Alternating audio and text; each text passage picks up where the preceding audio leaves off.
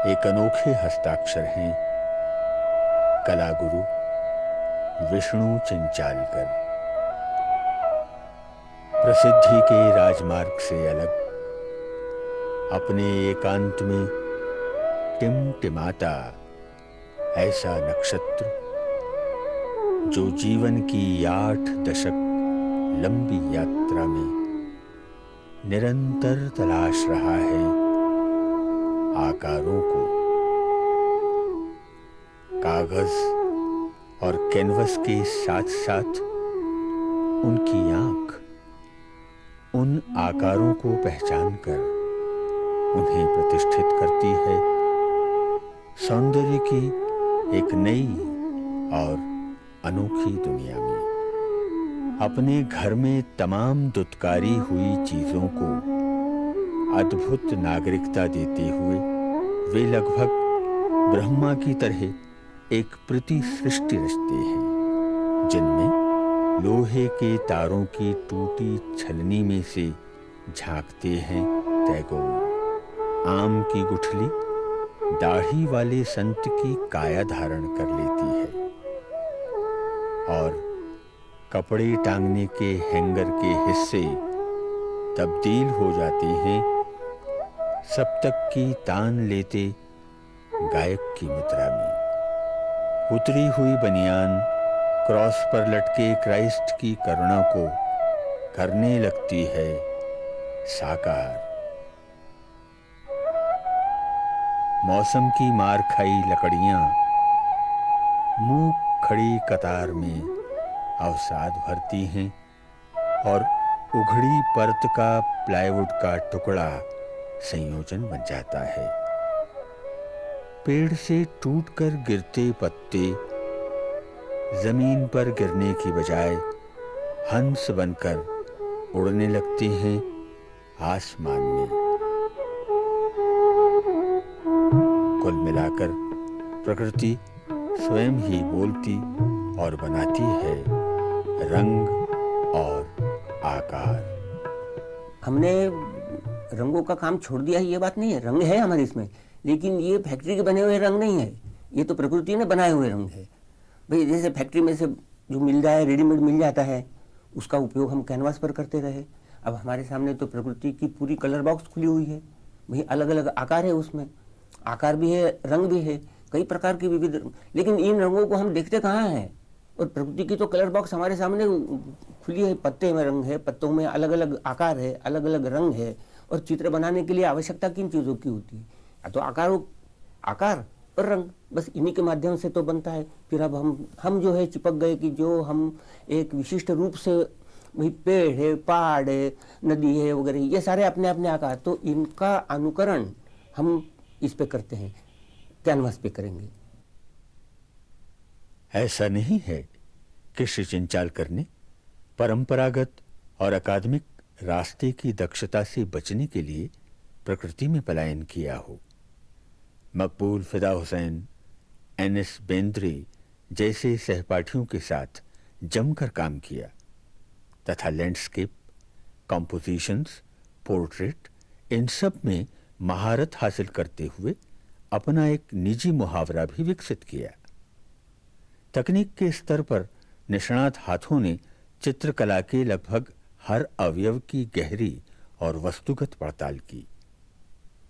ज्यामितिक अनुशासन को उन्होंने उसकी मूल अवधारणा के साथ रखा तथा उसकी दार्शनिक व्याख्याएं भी खोजी, क्योंकि उनका मानना है कि बिंदु और रेखा कला के मूल और प्राण तत्व हैं। तो जैसे पहले हम कैनवास पर करते थे रंगों से, अब यहाँ पत्ते हैं, फूल की पखुड़ियाँ हैं, अच्छा इनमें भी आकार है, अलग अलग उनमें रंग छटाएं हैं, भाई हरा है, लाल है, नीला है, कई सारे रंग हमको मिल जाते हैं। तो भाई इन्हीं चीज़ों का उपयोग करके और हम क्यों न बनाएं। भाई शुरुआती तो होती बिंदु से।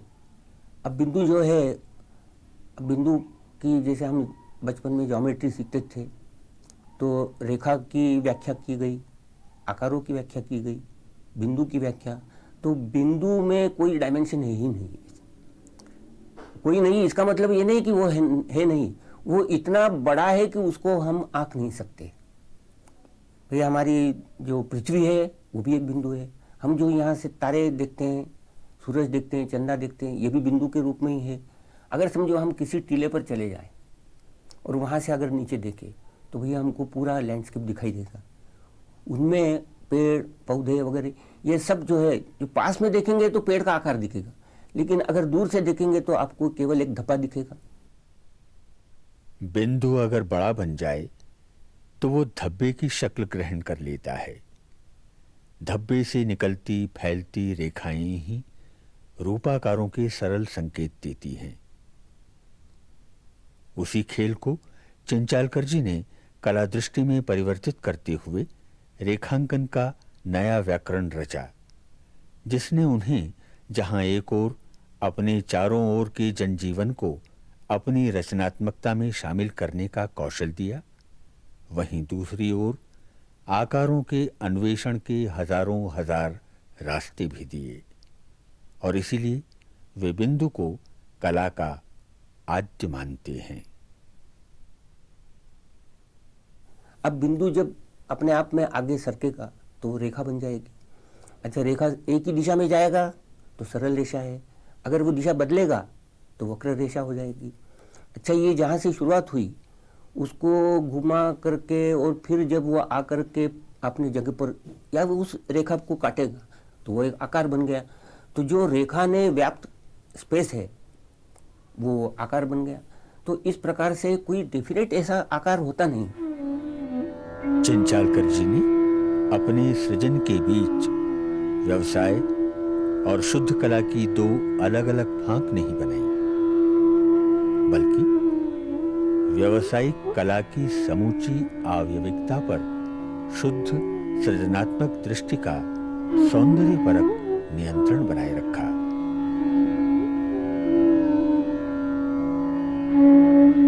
इसलिए उनके द्वारा अखबारों तथा पत्र पत्रिकाओं के लिए किए गए इलस्ट्रेशंस भी एक संपूर्ण कृति का दर्जा हासिल कर लेते हैं।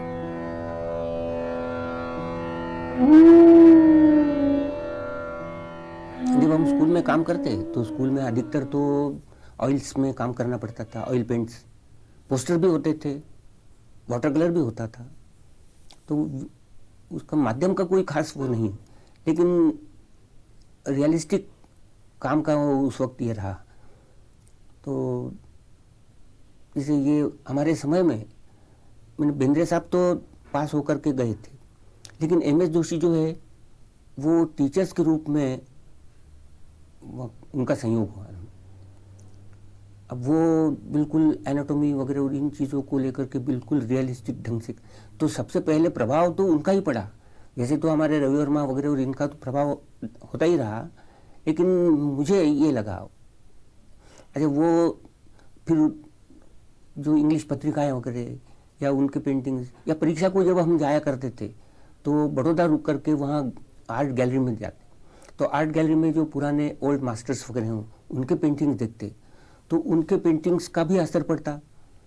और फिर कहानियों में है, अपनी इंग्लिश पत्रिकाओं में जो इलस्ट्रेशंस आते उसका भी प्रभाव पड़ता।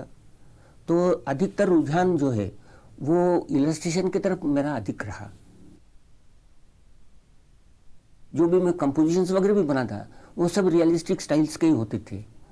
और फिर जब वो कहानियाँ वगैरह हमने पढ़ी, मैंने इंग्लिश कहानियाँ, तो उस वक्त मेरा सारा झुकाव जो है वो इलस्ट्रेशन की तरफ ही अधिकतर गया। मैंने मेरे कंपोजिशन जो होते थे वो इलस्ट्रेटिव टाइप के ही होते थे।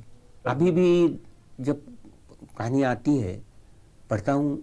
और फिर लेकिन आजकल जो एक ऐसी बात हो गई कि इलस्ट्रेशन यानी आर्ट का पार्ट नहीं है, वो यही माना जाता रहा है कि भाई यार अगर ये तो उसको इलस्ट्रेशन है तो हिकारत की नज़र से ज़रा उसको देखते हैं, क्योंकि अब सब समय बदल गया है।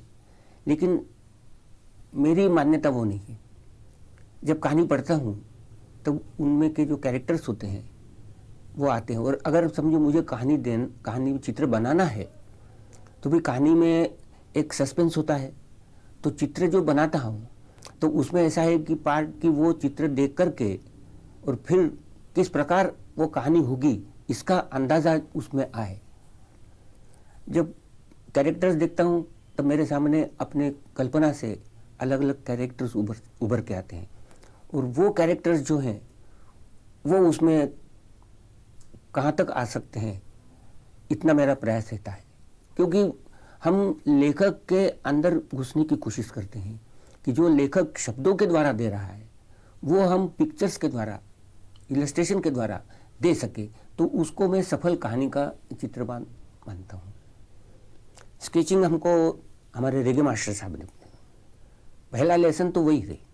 एक जैसे स्कूल में तो वो लाइफ और वो चलता रहा, लेकिन एक निरंतर अभ्यास के लिए स्केचिंग सबसे महत्वपूर्ण चीज़ उन्होंने बताई। तो फिर हम बस उनसे वो प्रेरणा पा करके फिर हमारे स्केच बुक हमारे बगल में रहता। जब कभी भी कहीं भी जाते तो भरा बाजार हो, मेला हो, हाट हो, जहाँ कहीं भी हमको एक अच्छी चीज़ नज़र आती उसको नोट डाउन कर लेते, वही हमारा स्केचिंग होता था। अब जैसे आदिवासी इलाके में गए, हिमाचल प्रदेश में गए, हिमालय में गए, कहीं भी गए तो स्केच बुक अपना आप साथ देने वाला होता था। अब ये हमारा स्केचिंग है, बस ये स्केच बुक जो है ये हमारी सही पूंजी जो है हमारी ये है, इसके ऊपर हम बाकी की सारी इमारत हम बना सकते हैं। घर से बाहर निकलकर वे इंद्रिय बोध को अंकित करने भर के संतोष को इरादतन मुअत्तल करते हैं और बदले में एक ऐसा रास्ता चुनते हैं जिसमें जोखिम है। कदाचित यहीं से किसी भी प्रयोगधर्मी कलाकार की यात्रा शुरू होती है। कलाकार जब उपकरणों की बैसाखियों को छोड़कर ये संकल्प लेता है कि वो अपने कलाकार होने को नहीं खोएगा, तब जाकर वो सौंदर्य दृष्टि को उपलब्ध कर पाता है। कला में देखना ही रचने की शुरुआत है। सीइंग का अर्थ चुनना और रद्द करना भी है। भारतीय कला में सीइंग से ऊपर और बाहर जाने की कोशिश ने जो रहस्य पैदा की वे अभी भी आकर्षित करते हैं। अब हम बाकी तो फैला हुआ है, हमारा लैंडस्केप में गए कि यहाँ से लेकर के तो वहाँ तक वो पूरा पूरा फैला हुआ रहता है। अब उनमें से हम सिलेक्ट करते हैं कि कौन सा पार्ट जो है इंटरेस्टिंग है। तो एक ये हो सकता है ना कि जैसे एक कागज़ की, या वो जैसे अपन एक फिगर बना ले, मैंने एक फ्रेम अपनी बना ले, अच्छा फ्रेम बना ले और उसमें जो सामने दिख रहा है दृश्य, तो हम उसको फ्रेम को हाथ को हटा के और इस तरह से देखें कि जो एक अच्छा पिक्टोरियल फॉर्म जिसमें आ गया, ऐसी एक अगर फ्रेम बन जाती है तो वहाँ फिक्स हो जाती है और उसके अंदर जो चीज़ें हैं वो चीज़ें हम पेंट करते हैं। बाकी अच्छा थोड़ा सा भी बदल गया इधर से उधर तो कंपोजिशन बदल जाता है, क्योंकि उसमें तो कभी ऊंचाई है तो कभी मैंने पहाड़ है तो कभी पेड़ हैं, बड़े बड़े पेड़ हैं, तो अब उनको सबको तो कौन सा भाग ज़्यादा इंटरेस्टिंग रहेगा उसको हम पकड़ने की कोशिश करते हैं और उस पकड़ने की कोशिश करते हैं, हम देखते हैं इधर उधर। अब होते होते क्या है कि एक फ्रेम बनाई और उस फ्रेम में जो चीज़ आने वाली है बस वो हमने फिक्स कर ली। तो इस तरह से उसमें खोजबीन होती है, उसमें कंपोजिशन देखते हैं हम कि भाई किसके तरफ किस पे ज़्यादा कॉन्सेंट्रेट करना है। चित्र को पूरा करना चित्र का अपमान है। एक अधूरी पूर्णता ही चित्रकार की शक्ति होती है, क्योंकि रूप यानी फॉर्म को जिस मुकाम पर वो तोड़ता है वहीं से शुरू होती है प्रेक्षक की कल्पना। धूप जब गिरती है तो अपनी तेजी के कारण जो छाह बनाती है उसमें भी होते हैं 7 रंग। इसलिए धूपीली जगहें पेंट करना जितना आसान होता है, ठीक उतना मुश्किल और चुनौतीपूर्ण होता है निर्धूप जगहों को पेंट करना। लेकिन विष्णु चिंचालकर ने इस दुस्साध्य रंग संयोजन को भी सहजता से साध लिया।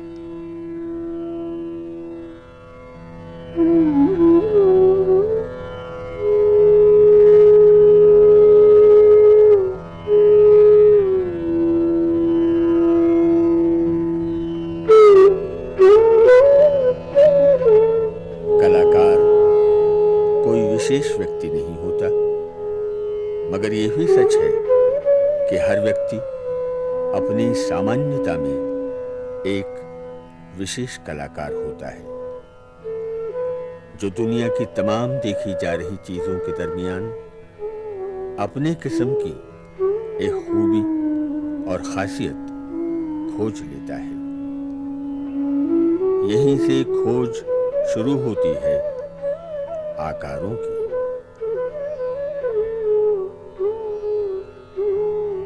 कला के कच्चे माल को रूपाकार देने के प्रश्न पर उनका कहना है कि मटेरियल ही डिक्टेट करता है कि फॉर्म कैसा होगा। जैसे हम बच्चों को अगर अक्सर बताते हैं कि अगर समझ लो कि कागज और रंग वगैरह नहीं है और हमको तो चित्र बनाना है, तो भाई आसपास इतनी सारी चीजें फैली हुई है कि उनको देखो और उनकी जमावट से ही रंग वो चित्र बन सकता है। लेकिन इसमें इसके लिए क्या है कि वो हमको खोजना पड़ेगा, तो देखने का जो है वो अभ्यास करना पड़ेगा कि किस तरह से हम इनको देखें, गौर से देखें। अब ये देखिए कि ये एक चीज़ हमको मिली, ये है वो पेपर को पकड़ के रखने का एक क्लिप। चाहे पेपर को पकड़े, चाहे किसी भी चीज़ को कपड़ा सुखाते वक्त वो उड़े नहीं, इसलिए उसको भी चिपका सकते हैं। अब इसको मैं चारों तरफ से घूम के देख रहा हूं। अब कहीं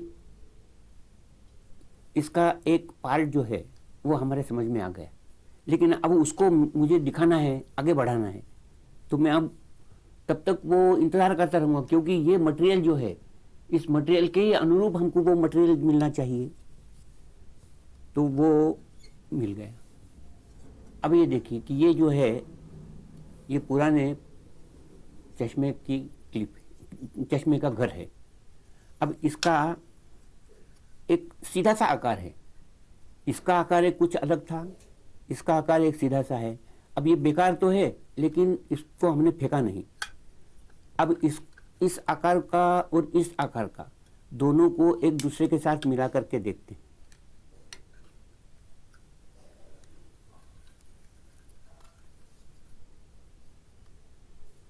अब ये जो है एक कुछ न कुछ एक आकार बन गया। अब इसको आसानी से अपन पहचान सकते हैं, लेकिन इसमें अभी भी कुछ कमी लगी। वो तो अब ढूंढने पर मुझे ये एक चीज़ मिल गई। ये भी एक क्लिप है जो अपने वो राइटिंग पैड के ऊपर अपन वो लगा के रखते हैं, कागज़ पकड़ के रखते हैं इसमें, तो वो अब इनको मैं जमा के देखता हूँ।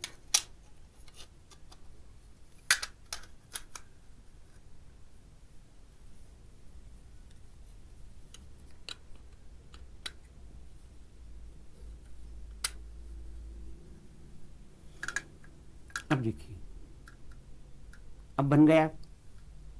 अब ये क्या है, क्योंकि ये दिख रहा है लेकिन एक बैठा हुआ बैल सरीखा लग रहा है।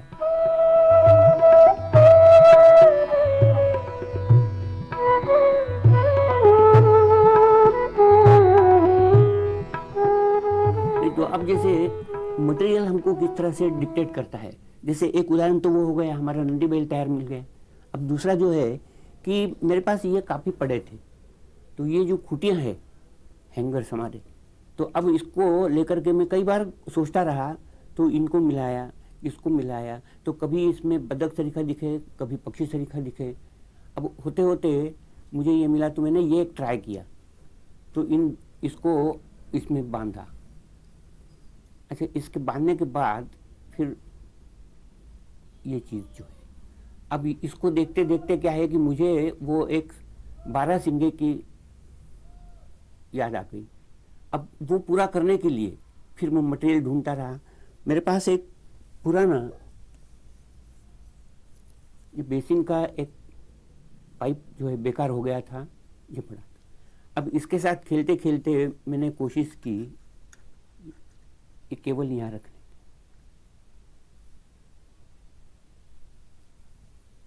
अब देखिए, ये एक चित्र अपने आप बन गया।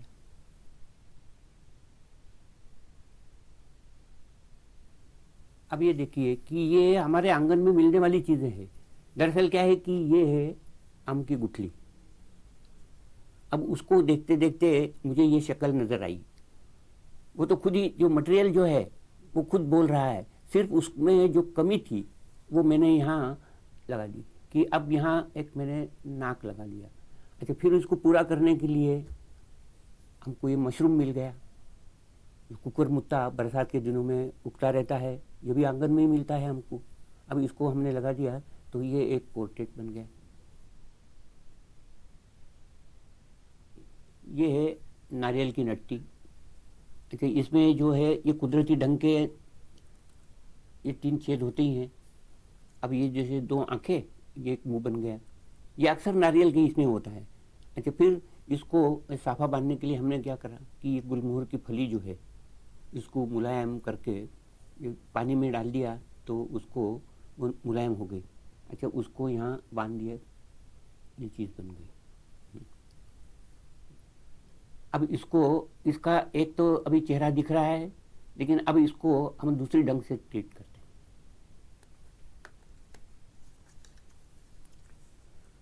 अब इसमें दांत भी लगाए, उसमें मुंह पोला था, इसमें दांत भी आ गए। अच्छा, आंख भी आई। अच्छा, कान के लिए हमने वो गुठली भी लगाई। इस तरह अपनी उपयोगी जीवन से बहिष्कृत हर चीज को वे पुकारते हैं और अपने घर के नीचे शरण देते हैं, और अभयदान प्राप्त करने के बाद वे तमाम चीजें शुरू कर देती हैं अपना नया जन्म। मैंने कुमार जी को कहा भी था, हमारी एक फरमाइश है आपको कि हमको वो कबीरदास जी का भजन सुना दीजिए जो हमारी धरोहर बना रहेगा। हम परदेसी पंछी बाबा आणि देसरा नाही, आणि देसरा लोग अचेता, पल पल पर पचताई भाई संतो, हम परदेसी पंछी। तो हम तो परदेसी पंछी है, उनको बिना पंख उड़ जाई और उड़ गया हंस अकेला। ये जो कबीरदास जी की सीख रही, बस उसको ध्यान में रखे तो सारा रंज गम जो है वो दूर हो जाता है। उड़ जाएगा